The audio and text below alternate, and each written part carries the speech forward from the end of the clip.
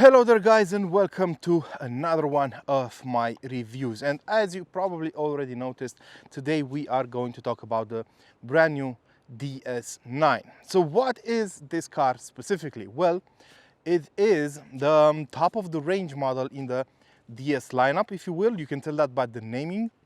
So we have the DS3, the DS4, the DS7, and now the DS9. It's a car based on the Peugeot 508, as you probably already guessed, but it uses a slightly modified platform. So the more savvy of you probably know that the Chinese version of the 508 has a longer wheelbase because it's built on a different platform. It's a cultural thing in China to offer as much space inside as possible for your guests, if you will. So most manufacturers do create specific platforms for the Chinese market that have a longer wheelbase. And that's the case with the 508 as well. So this car is built on that extended wheelbase platform. And that's why, even though it looks roughly the same as a 508, it is a bit longer. So it's almost 5 meters in length, and it has a wheelbase of about 3 meters. So it's a rather big and spacious saloon.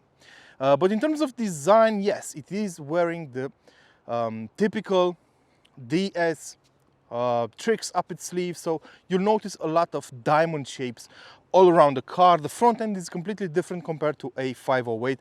We have these spectacular lights that do come at life at night, and they look absolutely brilliant. We have these new daytime running lights and a huge grille up front, dominated by some chrome bits on the sides. Speaking of chrome, we also have a chrome bar right down the middle of the bonnet. It's supposed to give the car a more premium feeling, but I'm not really feeling it, so I could just as well lose it. From the sides, you have this coupe shape that the 508 has made rather famous, and we have 19-inch wheels wrapped in Michelin tires. That was a surprise for me, seeing this car wearing performance tires, because it's coming from factory as standard, fitted with Michelin Pilot Sport 4 tires.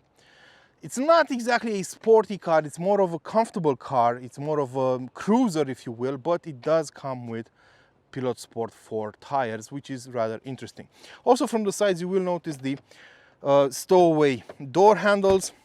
They are flush with the door panel and they look really nice. And around the back, there are a couple of DS9 specific bits. For example, the extra signal lights over here on top of the C-pillar. We have the 3D stop lights and the exhaust pipes that look really, really good. Of course, the DS9 badge and an electrically activated boot. So 500 liters of space in the trunk, but that's not really the point of the car. The point of this car is to offer as much luxury and comfort for its passengers as possible, and I'm going to tell you all about it once we step in.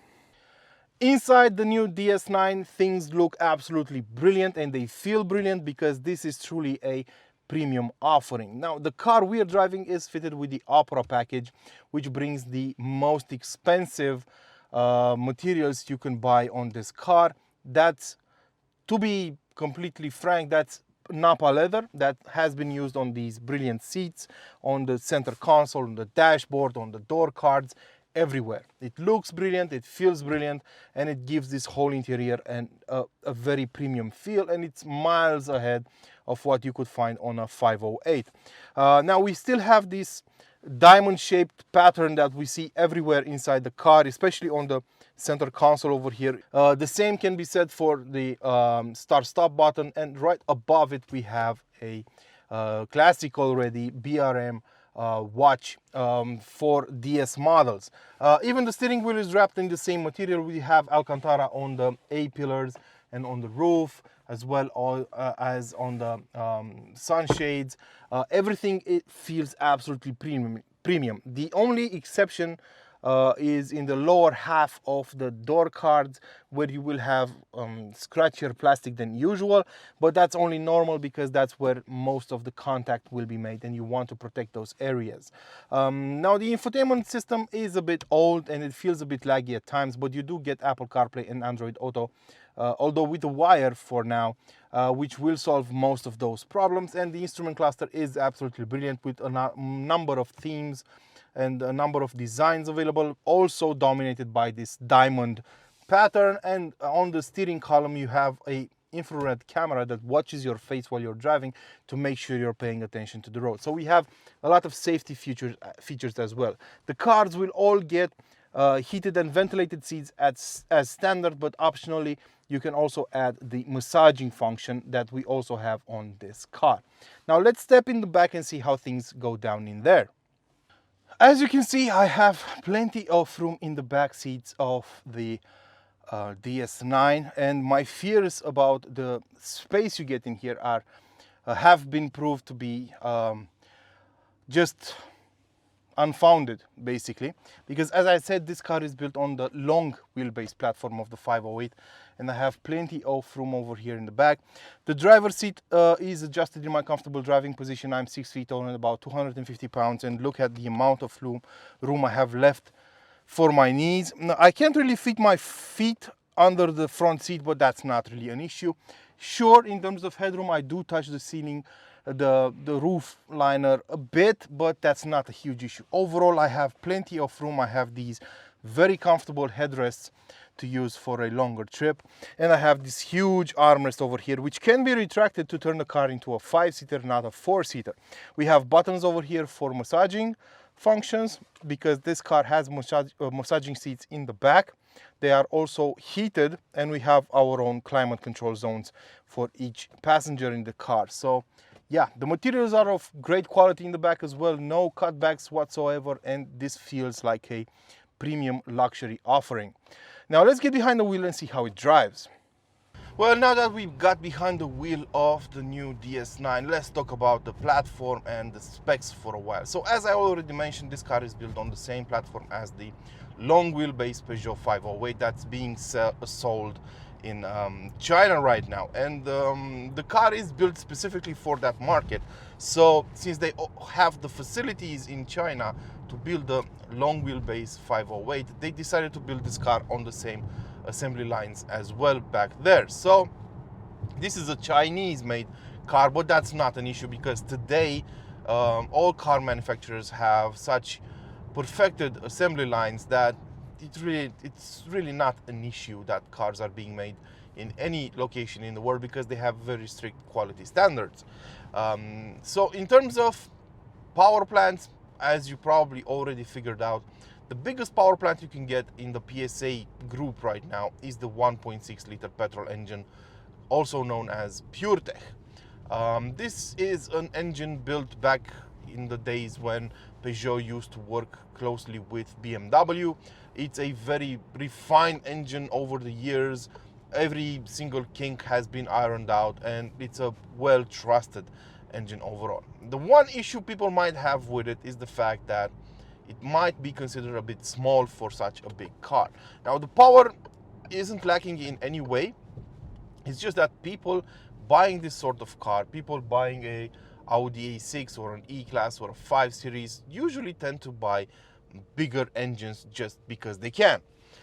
So this car has 225 horsepower and 300 Newton meters of torque, which is enough considering it only weighs about 1500 kilos. It's very light for its size. As I said, it's nearly 5 meters long and has a wheelbase of 3 meters. So having a weight of 1.5 tons does work in its advantage. 0 to 100 kilometers an hour is done in 8 seconds, 8.1 seconds. So it's not blazingly fast, but it will be enough for most people in most situations. So you won't really have an issue with that straight up.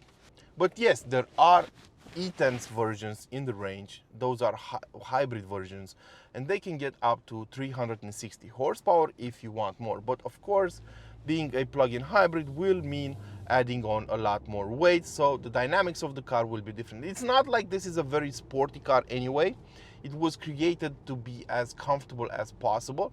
So that's the main goal of this car, to be comfortable and quiet and refined. And I think it does its job brilliantly, but not in all situations. So what I found out is that this is actually a very good GT car. It's probably the first French GT car I've ever driven.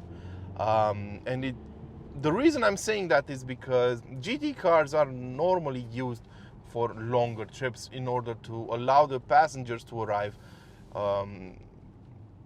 rested at their destination, because GT cars normally are very comfortable, very quiet, and they can cover a lot of ground easily with no effort whatsoever. And this is what this car feels like to me. Around town, the suspension will feel jumpy over short, sharp edges. The chassis will feel a bit unbalanced in those situations. But overall, furthermore, the transmission, the gearbox of this car, it's an 8-speed automatic AC gearbox, and it does feel a bit undecided in the first three gears. It's an issue I noticed on a number of PSA cars. The gearboxes, these 8-speed AC gearboxes, have been set up in a rather weird way. They feel a bit jumpy and edgy in the first three gears, and those are the gears you will use a lot around town. But once you get outside the city limits, things iron out beautifully. The suspension settles down rather nicely. The gearbox won't be a nuisance all the time, and the car really feels like it was created to be used for such purposes. It's also incredibly quiet inside. This is a very refined car. The windows are double glazed, so even at higher speeds you will have a very quiet atmosphere inside. And I'm guessing the best seat to be sat on is the one in the back, the rear passenger seat, where the big boss usually sits. And I tried it earlier, and as I told you, it is incredibly spacious and comfortable. So using this car for longer trips will probably be the best way to do it. If you want to drive it in a sportier fashion, you will feel some body roll, you will feel it understeer a bit, but that was not the main purpose this car was made for. This car was made to be used, as I said, as a luxury cruiser, and I think it does its job really well. And I think its biggest advantage is the fact that it has a very competitive price compared to its main rivals. Now, this price will depend on the market you're in, but in most markets it will be considerably cheaper than a German rival. For example, this car in Eastern Europe starts at roughly 57,000 euros. The one we're driving has a price tag of 63,000 euros, even though it has about 10,000 euros in added optional features.